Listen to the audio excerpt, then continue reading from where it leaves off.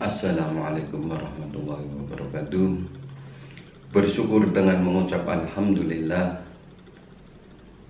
dan mari bersolawat dengan ucapan Allahumma sholli ala Sayyidina Muhammad. Salam jumpa lagi di channel Nardi Depong. Channel kadang-kadang upload kantor, kadang-kadang upload urusan keluarga. Sebelum kita lanjutkan, jangan lupa like, subscribe, dan komen pada video ini untuk menyemangati agar kami bisa terus mengupload kegiatan-kegiatan kami. Untuk video kali ini, saya akan menceritakan secara singkat PT BBR PKK Jateng Perseroda. Saya yang merupakan pelaku sejarah sudah 32 tahun mengabdi di PKK ini. Nama saya HM Sunardi SHMM, nomor induk karyawan 133002. Pada hari ini, Rabu tanggal 18 Oktober 2023, akan menyampaikan secara singkat sejarah PT BBR PKK Jateng Perseroda.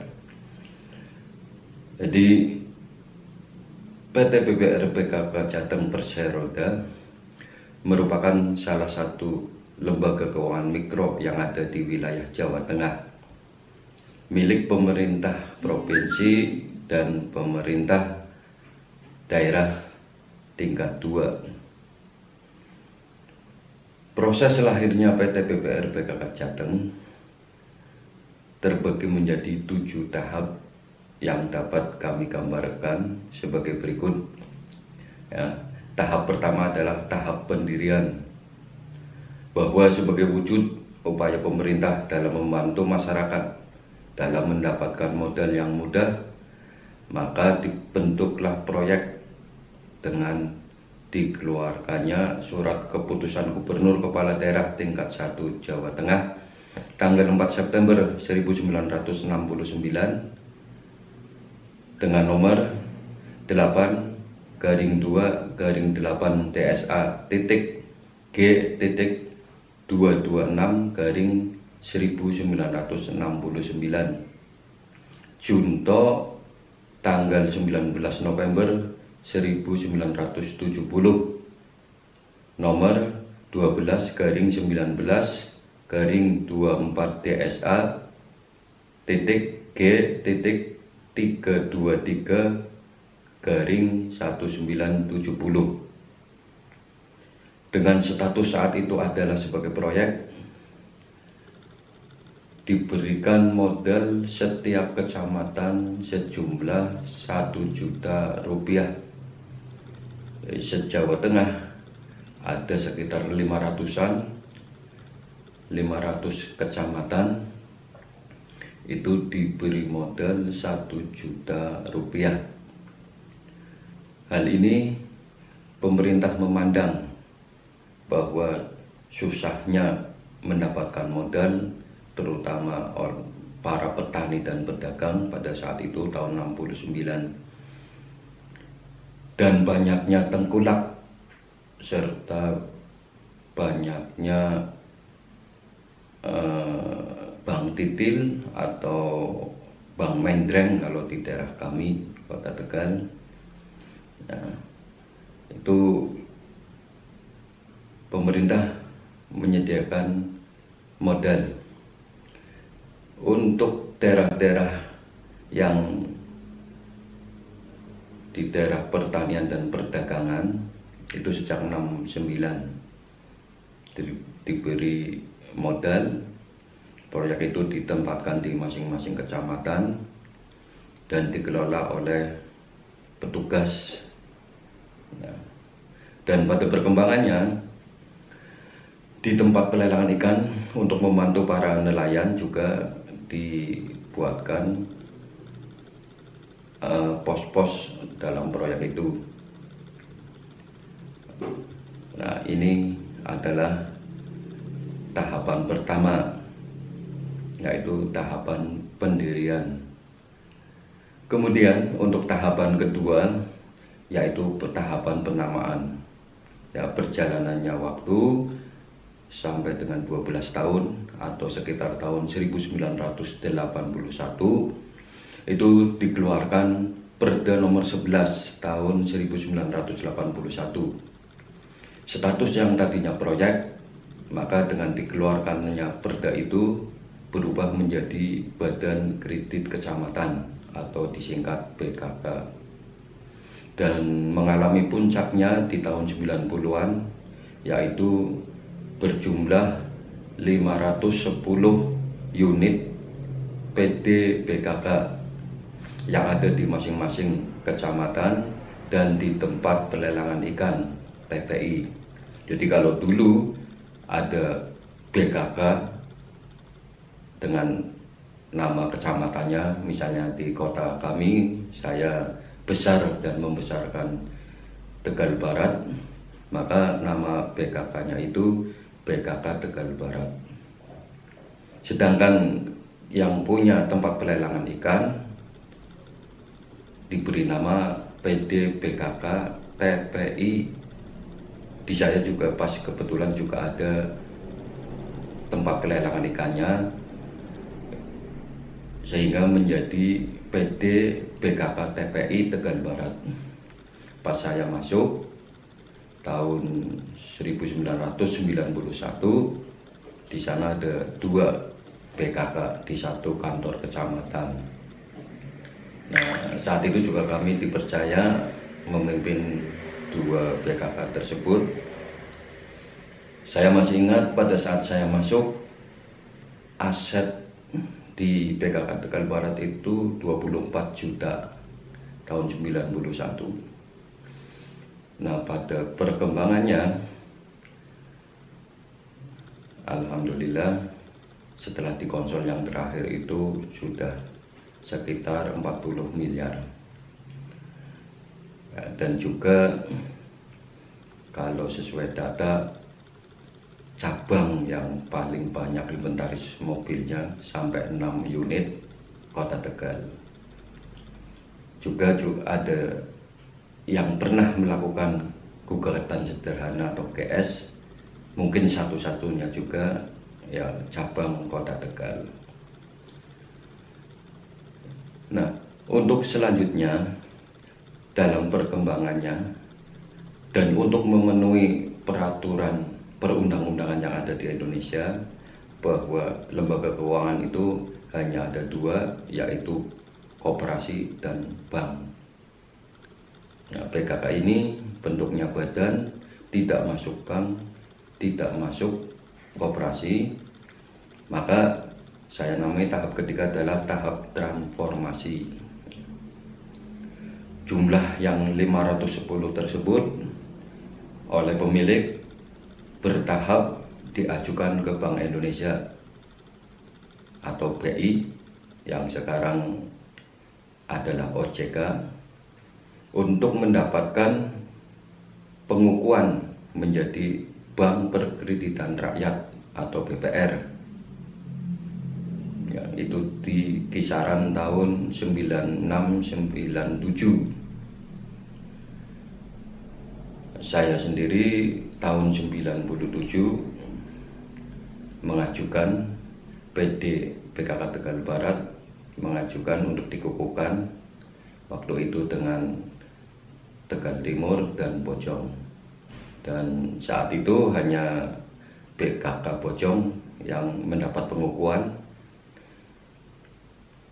dan saya atau BKK Tegal Barat dan BKK Tegal Timur masih berupa BKK. Nah, dari jumlah 500 tersebut yang berhasil dikukuhkan sebanyak 210 PD BKK. Sisanya yang 300 BKK masih berstatus badan. Nah, sekali lagi, karena tidak memenuhi peraturan yang ada, maka selanjutnya yaitu dilakukan tahap keempat, yaitu tahap merger. Nah, ini tahap merger itu dilakukan oleh semua, ya, baik PD BPR PKK maupun PD PKK. PD PKK, ya, itu yang belum mendapat pengukuhan, sedangkan yang sudah mendapat pengukuhan PD BPR PKK. Sekitar tahun 2009, pemerintah baik provinsi dan kabupaten kota sepakat menggabung kedua PD tersebut di satu wilayah, di satu kabupaten, yang tadinya berada di setiap kecamatan, di merger menjadi di satu kota atau kabupaten. Nah, perlakuan menggabung tersebut yang dari BPR PKK sejumlah 210 digabung menjadi 35 kota dan kabupaten. Jadi ada 35 PD BPR PKK. Nah, sementara untuk PD PKK-nya itu digabung, yang 300 itu menjadi 29 PD PKK. Ya, dengan penggabungan ini, sistemnya yang tadinya unit mandiri hanya satu kantor pusat di kota atau di kabupaten, kemudian di kecamatan-kecamatan itu menjadi kantor cabang. Demikian juga yang PD PKK juga seperti itu, di merger, yang satu ada di pusat dan kecamatan yang lain menjadi cabang. Jadi pada saat itu ada dalam satu kota atau kabupaten itu ada dua badan milik pemerintah, ya, yang satu BPR PKK, yang satu PKK. Selanjutnya yaitu tahap yang kelima, yaitu tahap konsol. Nah, kalau tahap konsol ini tidak melibatkan PD BPR PKK. Konsol ini hanya melibatkan PD BKK se-Jawa Tengah yang tadinya berjumlah 29 perusahaan, itu dikonsol, digabung menjadi satu. Dari 29 tersebut, yang digabung hanya 27, karena ada dua kabupaten, yaitu Kabupaten Klaten dan Kabupaten Temanggung atau PKK Pringsurat, tidak ikut dalam konsol. Nah, konsol ini, penggabungan ini menjadi satu di provinsi. Alhamdulillah juga saya tahun 2017-2019 dipercaya oleh pemilik menjadi tim 10 orang terbaik yang merancang dan membangun PD PKK ini. Dari 29 PD PKK yang masing-masing ada yang direkturnya 2, ada yang direkturnya 3. Kalau dirata-ratakan berarti sekitar 60 atau 70-an direktur. Nah, saya 10 orang yang dipercaya untuk meramu konsol ini. Bagaimana sarana, prasarana, dan lain-lain dipersiapkan selama 3 tahun. Dan saya masuk ke tim kelompok kerja atau tim Pokja pelimpahan hak dan kewajiban. Nah, tahap selanjutnya ini yang memang ditunggu-tunggu oleh pemilik adalah tahap mendapat izin dari OJK dikukuhkan menjadi BPR. Dalam penggabungan tadi, konsolidasi tadi, yang tadinya PD berubah status menjadi PT. Terus PT tersebut bernama PT BKK Jateng Perseroda. Kemudian tahap yang keenam ini tahap menjadi BPR di tahun 2002 atau setelah 3 tahun dilakukannya konsolidasi, ini mendapat pengukuhan dari OJK menjadi BPR. Jadi perusahaan ini menjadi PT BPR BKK Jateng Perseroda. Dengan demikian sekarang pemerintah provinsi dan pemerintah kota kabupaten itu terutama pemerintah provinsi memiliki satu PT BPR BKK yang ada di provinsi dan 35 PT BPR BKK di masing-masing kabupaten. Nah, tahap selanjutnya sesuai dengan informasi yang saya ketahui bahwa nantinya ini akan digabung se-Jawa Tengah.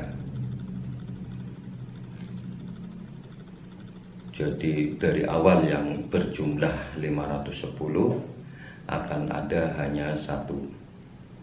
Saya masih ingat dulu kalau ada evaluasi atau pembinaan, itu pimpinannya itu kumpul sebanyak 510 pimpinan. Saat itu masih nama pimpinan, kemudian di tahun 90-an itu baru diganti menjadi direktur. Perkembangan yang tadi saya sampaikan itu dari 500 kemudian menurun, pimpinannya menurun, nantinya itu hanya akan ada 4 atau 3 direktur atau direksi. Mungkin itu secara singkat PT BPR BKK Jateng yang dapat kami sampaikan.